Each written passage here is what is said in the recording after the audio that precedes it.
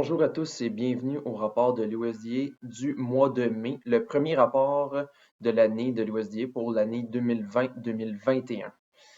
Ce rapport-là a été, somme toute, accueilli de manière mitigée par les marchés. On voit là, que les marchés ont très peu fluctué par rapport à ce qui est annoncé, alors que on voit là, qu'il y a une augmentation des stocks de maïs pour l'année 2021 de 58%, une diminution des stocks de soya de 30%.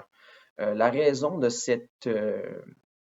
comment dire, de cette fluctuation des marchés qui est somme toute légère, c'est dû au fait que l'USDA semble regarder l'année qui s'en vient avec une grande paire de lunettes roses. Je m'explique.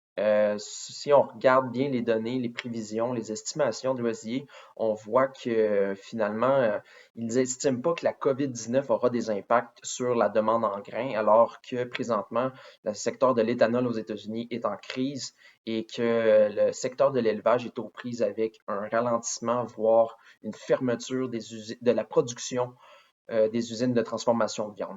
Mais somme toute, l'année 2020, selon l'OSDA, risque d'être une année en abondance en grains. On va analyser chacun des grains. Pour le maïs, aux États-Unis, on voit que l'USDA a fait quelques corrections pour l'année 2019-2020. On voit qu'il a fait une révision au niveau de la production et de la consommation pour l'éthanol et également une hausse des exportations pour arriver à une légère hausse des stocks de 6 millions de boisseaux pour l'année 2020. Pour 2020-2021, le retour à l'année normale signifie une appréciation considérable du rendement avec également une hausse de la production, ce qui fait en sorte qu'on voit un bond de 2,33 milliards de boisseaux par rapport à l'année dernière au niveau de la production, ce qui la situe à près de 16 milliards de boisseaux, un petit peu moins de 16 milliards. Du côté de la consommation, celle-ci sera en hausse de 250 millions de boisseaux pour l'éthanol, de 350 millions de boisseaux pour la demande fourragère et de 375 millions de boisseaux pour les exportations, malgré le fait qu'on est aux prises avec la COVID-19. Malgré tout, les stocks, eux, de fin seront les plus élevés depuis 1987 et 1988, pour se situer à 3,32 milliards de boisseaux. Le prix s'inclinera de 40 cents US le boisseau pour se situer à environ 3,20 US le boisseau. À l'international, on voit que les stocks de fin vont augmenter de 24,89 millions de tonnes pour la situation mondiale. Par contre, il faut noter là, que cette croissance des stocks est principalement due aux États-Unis. Pour ce qui est de l'international, on note une augmentation de la production de maïs au Brésil de 5 millions de tonnes.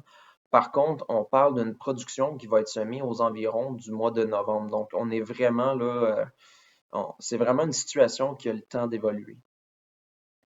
Pour ce qui est du soya aux États-Unis, c'est probablement le scénario qui est le plus haussier parmi les bilans au niveau des grains. Notamment, pour 2019-2020, on note une baisse des exportations de 100 millions de boisseaux qui engendre une hausse des stocks équivalente de 100 millions de boisseaux. Pour 2020-2021, tout comme pour le maïs, le retour à une saison normale va signifier un redressement des superficies récoltées et du rendement, et par conséquent une augmentation de la production de 568 millions de boisseaux pour la situer à 4,13 milliards de boisseaux.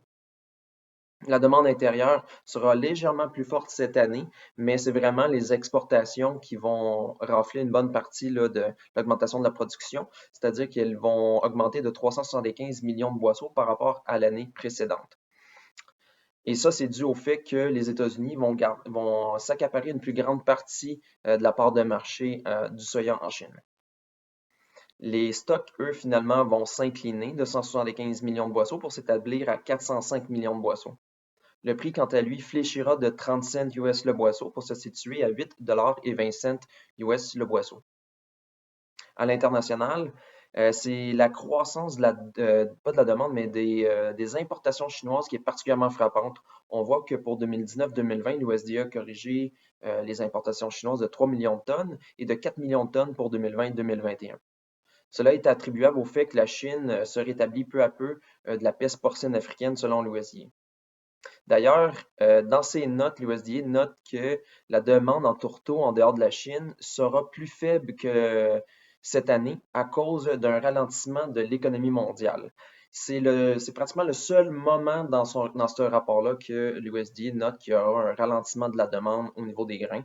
Sinon, l'impact de la COVID-19 et le ralentissement économique mondial ne semble pas en tenir compte pour le reste des grains. Euh, Au niveau des exportations au Brésil, on note que pour 2019-2020, ils ont été redressés de 5,5 millions de tonnes. Pour 2020-2021, la production se redressera de 2,5 millions de tonnes en Argentine et de 7 millions de tonnes au Brésil. Par contre, comme pour le maïs, en Amérique du Sud, on parle d'une production qui n'est pas encore semée, donc la situation a le temps d'évoluer. Au niveau des stocks mondiaux, les stocks de soya devraient fléchir de 1,88 million de tonnes. Pour ce qui est du blé aux États-Unis, le rendement fléchira de 2,2 boisseaux à l'acre à cause de la mauvaise condition du blé d'automne aux États-Unis. La production diminuera alors de 54 millions de boisseaux. La demande fourragère, elle, va s'incliner de 35 millions de boisseaux en raison de la forte abondance de maïs aux États-Unis. Les stocks devraient baisser de 69 millions de boisseaux pour s'établir à 909 millions de boisseaux. Normalement, cela devrait avoir eu un impact positif au niveau du prix moyen aux États-Unis, mais cette remontée des prix a été limitée par le fait que le prix du maïs, lui, il tend plus vers la baisse.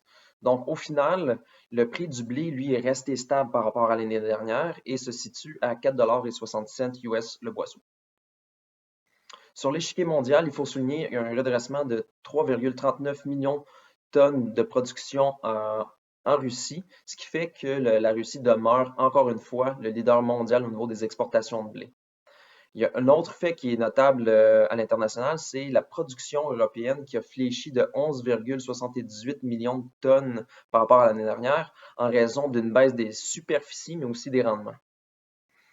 L'année récolte 2020-2021 sera également marquée par le retour à la normale pour l'Australie. Il faut savoir que l'Australie a été frappée pendant 3 années consécutives de sécheresse, ce qui fait en sorte que la production de blé a été fortement limitée là-bas. Donc là, on voit que l'USDA a redressé substantiellement la production en Australie de 8,8 millions de tonnes pour la situer à 24 millions de tonnes. Toutefois, la situation a le temps d'évoluer parce que la récolte de blé en Australie se situe environ au mois de novembre. Au final, les stocks mondiaux de blé se sont renforcés de 15 millions de tonnes pour 2020-2021 par rapport à l'année précédente. C'est ce qui fait le tour du rapport de l'USDA pour le mois de mai. J'espère que cela vous a plu. Si vous voulez lire notre texte complet, je vous invite à le consulter sur notre site internet au www.pgq.ca. Je vous donne rendez-vous dans un mois pour l'édition de juin.